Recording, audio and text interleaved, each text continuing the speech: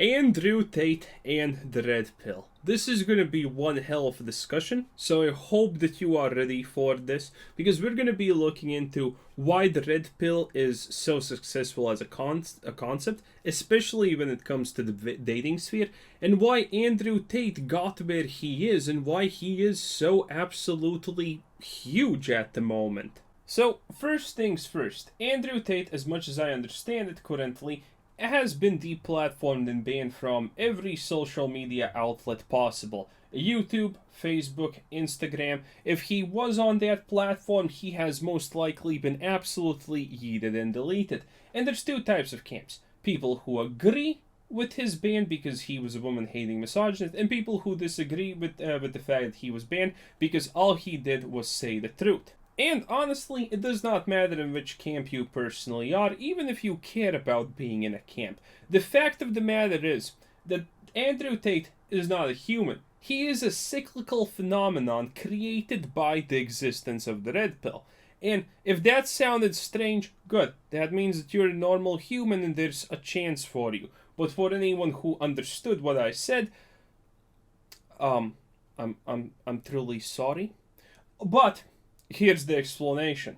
Andrew Tate, in absolutely no way, is unique. There have been 1,000 Andrew Tates before him. The only thing that sets him apart from the previous Andrew Tates is the fact that he has been the most successful. And most likely, he is only special with the fact that he has drawn the line in the sand. How far can you push the concept of the Red Pill?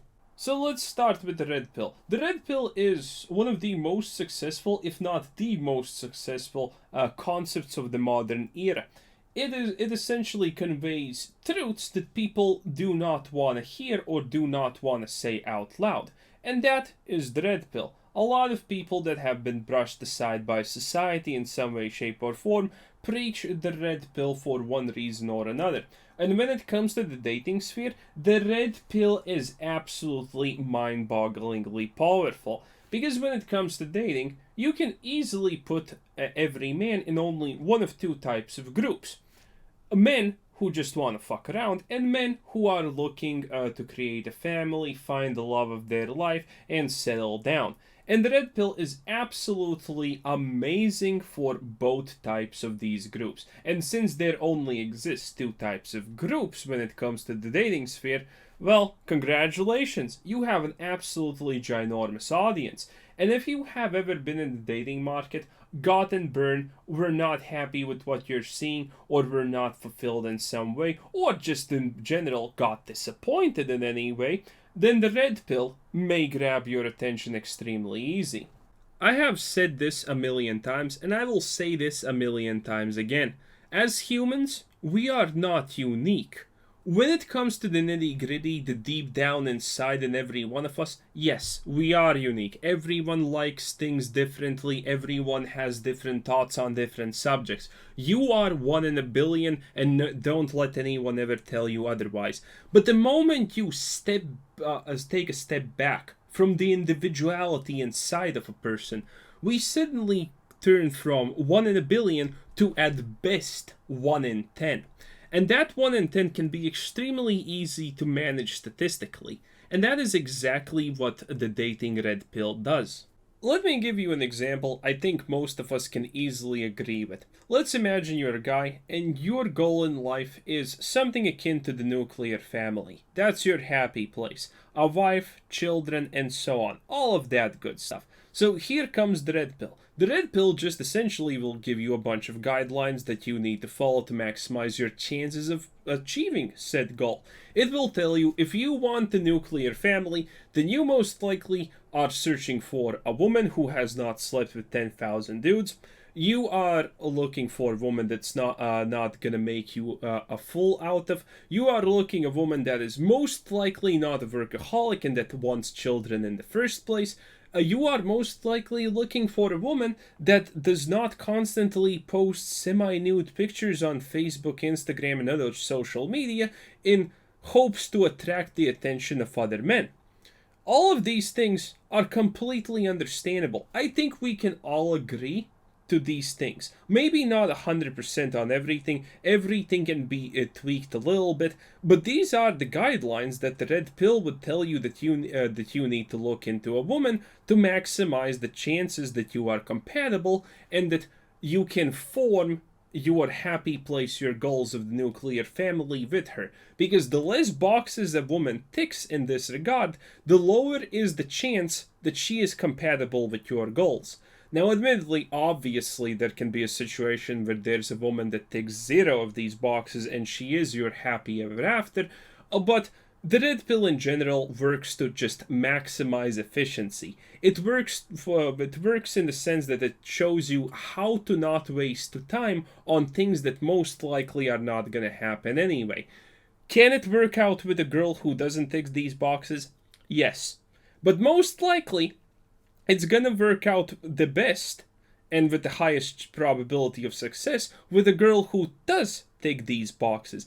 And these boxes in no way, shape, or form are even remotely close to being fringe concepts or anything like that. Furthermore, the red pill does give people guidance on how they should act and what they should be. It tells men to constantly improve themselves, and it tells men that men should be like men. And if you're in the dating sphere, then you know, chances are, if you're a manly man, if you look good, if you make a lot of money, that women are going to be more attracted to you if you don't. So all of this is pretty valid advice.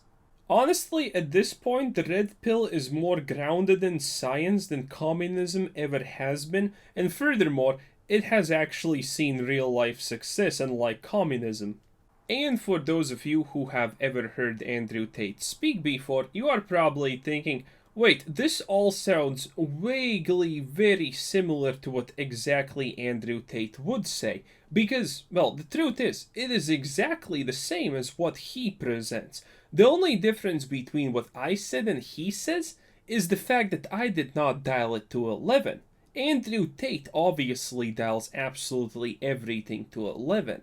The truth of the matter is, the red pill dating advice has always been the same. It has never once in its life changed even a bit. The only thing that changes about the red pill dating advice is how people choose to portray it. And that's exactly Andrew Tate's dirty secret. He is spouting no new facts. He has not figured out anything new. All he is doing is taking basic red pill stuff and cranking it out to 11 and selling it to people. It's one of the most effective business concepts you can come across. It already has a giant audience that believes in it and sees the truth of it, and all of it has already been researched 10 times over from front to back. You can find everything you want to know about the red pill just through a sheer simple Google search. In audio form, in video form, written in text, you name it, you have it. You can find any aspect of the red pill explained in autistic detail. So all you need to do to become Andrew Tate is, first of all, research the red pill. Study it for somewhat less than a day, because you don't want to seem too try-hard, right?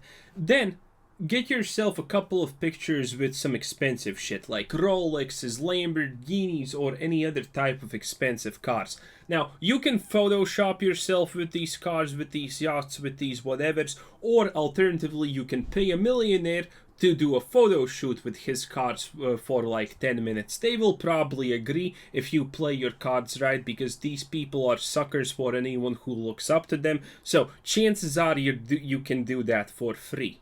So that's your image set. By the way, if you're ugly, not gonna work, sadly. You actually need to be at least fairly decent looking. A six-pack and actual muscles, now that's a huge bonus. But you don't even have to be good looking, you just have to not be ugly. If you have no clue if you're actually ugly or not, just go and ask your mom. If she says anything but a fast and responsive yes, then you're probably really ugly and you should probably give up on this endeavor. Andrew Tate is not for you, my boy. And the last thing that you need to do is create an online presence. YouTube or TikTok. Most likely both, honestly.